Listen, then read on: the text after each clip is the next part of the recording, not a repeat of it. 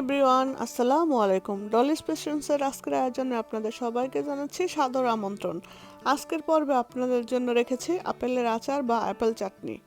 আশা করি আজকের আপেলের আচার বা আপেল চাটনি রেসিপিটা আপনাদের কাছে খুব বেশি ভালো লাগবে, কারণ আমি আমার চ্যানেলের প্রতিটা রেসিপি হাতের কাছে থাকা সহজ উপকরণগুলো দিয়ে বানানোর চেষ্টা করে থাকি, যাতে করে আপনারাও বাসায় তৈরি করে খেতে পারেন। সো ভিউয়ার্স, আর কথা না বাড়িয়ে চলে আসা যাক রেসিপিতে। আর রেসিপিটা শুরু করার আগে আপনাদেরকে আরও একটা কথা স্মরণ করে দিতে চাই। যারা আমার রেসিপিটা নতুন দেখছেন, এখনও আমার চ্যানেলটা সাবস্ক্রাইব করেন না, তারা প্লিজ সাবস্ক্রাইব করে আমার চ্যানেলের পাশে থাকবেন, আর পাশে থাকা বেল বাটনটাতে ক্লিক করে অল সিলেক্ট করে রাখবেন, যেন নতুন নতুন রেসিপি ভিডিওগুলো আপনাদের মিস না হয়ে যায়। সো ভিউয়ার্স, আপনাদের সাথে কথা বলতে বলতে আমি রেসিপি তৈরি করা শুরু করে দিয়েছি। প্রথমে তো আমি আপেলগুলোকে কেটে ধুয়ে পরিষ্কার করে আমার মনের মতো সাইজ করে কেটে নিয়েছি। তারপর একটা হাঁড়ি বসিয়ে দিয়েছি চুলাতে। হাঁড়িটা গরম হওয়ার পর আমি সেখানে দিয়ে দিয়েছিলাম হাফ টেবিল চামচ পাঁচফোড়ন, আস্ত পাঁচফোড়ন, আর হাফ টেবিল চামচ chilli flakes, red chilli flakes দিয়ে দিয়েছি। আর দিয়ে দিয়েছি এখানে পরিমাণ মতো চিনি। আর চিনির মধ্যে দিয়ে দিলাম একটুখানি পানি, যাতে করে সিরাপটা ভালোভাবে তৈরি করা যায়।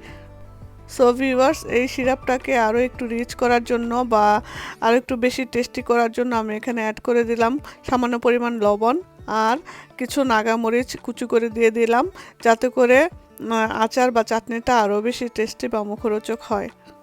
এই তো সিরাপটাকে কন্টিনিউ জাল দিতে দিতে সিরাপটা যখন ঘন হয়ে ফেনা উঠতে থাকবে, তখন এর মধ্যে দিয়ে দিব আমি কিছু পাঁচফোড়ন পাউডার। এই পর্যায়ে পাঁচফোড়নের গুঁড়োটা অ্যাড করার কারণে সম্পূর্ণ আচারটার মধ্যে সুন্দর একটা অ্যারোমা ছড়াবে।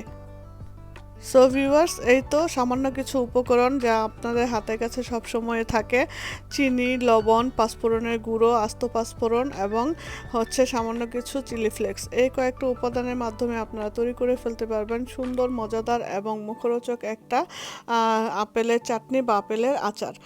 তো এই আপেলের আচারটা আপনারা কারা কারা তৈরি করে খেয়েছেন আর কারা কারা খাননি, অবশ্যই আমাকে কমেন্ট বক্সে জানিয়ে দিয়ে যাবেন।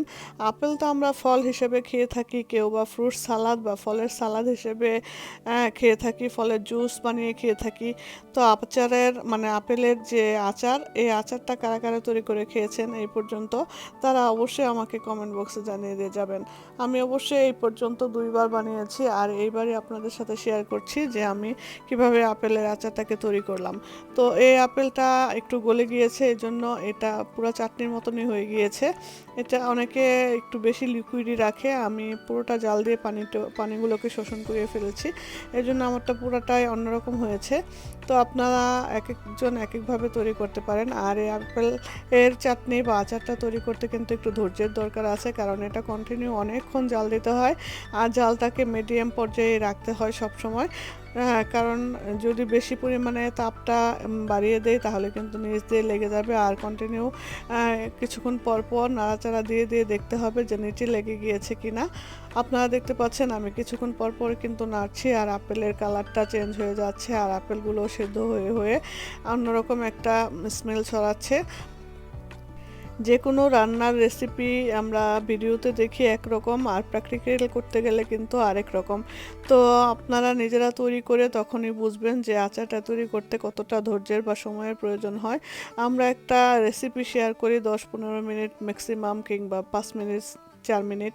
তো এই অল্প সময়ে কতটুকুই বা বোঝা যায়, যতটুকু সম্ভব আমরা বোঝানোর চেষ্টা করি। এই তো আপনারা দেখতে পাচ্ছেন আমি স্টেপ বাই স্টেপ যখনই নাড়া দিয়েছি, ঢাকনাটা খুলে তখনই আপনাদের সাথে শেয়ার করেছি একটা করে ক্লিপ শেয়ার করে বোঝানোর চেষ্টা করেছি যে কোন পর্যায়ে কেমন হয়ে এসেছে। এইভাবে কন্টিনিউ জাল দিতে দিতে আচারটা এরকম হয়ে আসছে। আমি অবশ্য 2 দিনে, দ্বিতীয় দিন পর্যন্ত জাল দিয়েছি, কারণ একদিনে সম্পূর্ণ আচারটা কমপ্লিট করা সম্ভব হয় না অনেক সময়। তো কিছুটা পানি থেকে যায়, তাহলে দ্বিতীয়বার বা তৃতীয়বার জাল দিলে আচারের পারফেক্ট রূপটা ভার্সনটা আসে, এবং আচারটাও খেতে খুব সুস্বাদু হয়। এই তো দেখতে পাচ্ছেন দ্বিতীয় দিন আমি আচারটাকে জাল দেওয়ার পর আচারের কালারটা কিন্তু সম্পূর্ণই অন্যরকম হয়ে গিয়েছে। তো এই পর্যায়ে আচারটাকে এমন অবস্থায় আমি একটু ঠান্ডা করে তারপরে আমি বয়ামে ঢেলে নিব। বয়ামে ঢালার পর কিন্তু আচারের কালারটা সম্পূর্ণ আরেক রকম হয়ে গেছে, কারণ একটু ঠান্ডা হওয়ার পর কিন্তু আচারের কালারটাও চেঞ্জ হয়। তো এই তো হয়ে গেল আমার আপেলের চাটনি বা আপেলের আচার।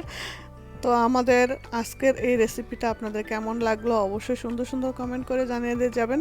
আর যদি ভালো লেগে থাকে তাহলে অবশ্যই আপনারা বাসায় তৈরি করে খেয়ে আমাকে কমেন্ট করে জানাবেন যে কেমন হয়েছে আমার আজকের আচারের রেসিপি বা আপেলের আচার বা আপেলের চাটনিটা। সো ভিউয়ার্স, আমার আজকের রেসিপিটা যদি আপনাদের ভালো লেগে থাকে তাহলে অবশ্যই আমার চ্যানেলটাকে সাবস্ক্রাইব করে আমার সাথেই থাকবেন। আর আপনাদের সাথে আমার দেখা হবে নতুন কোনো রেসিপি নিয়ে নতুন কোনো ভিডিওতে। সেই পর্যন্ত আপনারা পরিবারের সবাইকে নিয়ে ভালো থাকবেন আর আমার পরিবারের জন্য দোয়া করবেন। আসসালামু আলাইকুম, আল্লাহ হাফেজ।